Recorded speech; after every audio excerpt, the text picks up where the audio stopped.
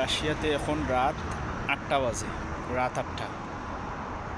তো রাত 8টার দিকে বাহির হয়েছি, বাহির হইয়া দেখি এখনও দিনের মতো আলো আছে। এরকম বর্তমানে রাত 8টার দিকে, 8টা সাড়ে 8টার দিকে বর্তমানে মানে অন্ধকার হয় আর কি। যখন অন্ধকার হইবে, আস্তে আস্তে হইতেছে, এখনও রাত 8টা বাজে, তাও এখনও আলো রয়েছে, দিনের মতো আলো আছে। তো